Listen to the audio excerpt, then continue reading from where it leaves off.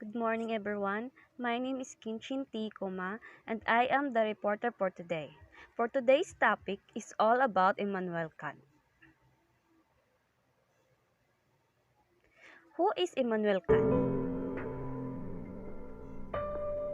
Immanuel Kant was born on April 22, 1724 in Kaliningrad, Russia.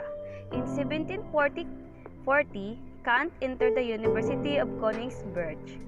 He published the science papers, including General Natural History and Theory of the Heavens in 1755. Kant proposed that the human creates the structure of human experience. Kant's view of the self is transcendental, which means the self is related to a spiritual or non-physical right. For him, the self is not in the body, the self is outside the body. Two kinds of conscious of self: rationality, conscious of oneself, and physical psychological state in inner sense, which means self-conscious emotions are affected by how we see ourselves and how we think others perceives us. This includes emotions like pride, jealousy, and embarrassment. Conscious of oneself and one's state by performing acts of apperception is the mental process by which a person makes sense of an idea by assimilating into the body of ideas he or she already processed. Kant's view is that what truly exists are your ideas and knowledge of your ideas. He also pointed out that the material world is not just an extension and what merely seeing object. He insisted that you perceive the outside world because there is already an idea residing within you.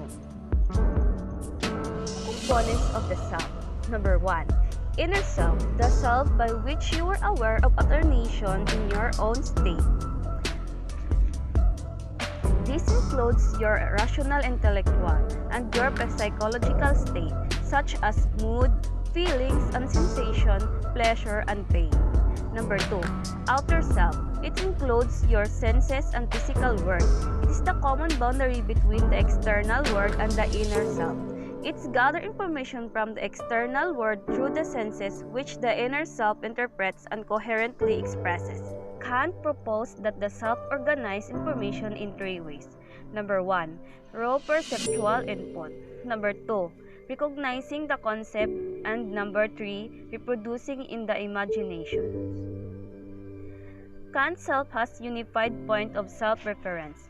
You are conscious of yourself as the subject, and you are conscious of yourself as a common subject of the different representation.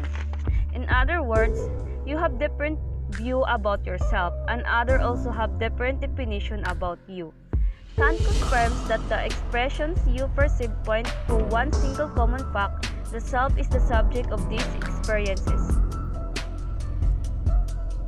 And that's the end of our topic for today.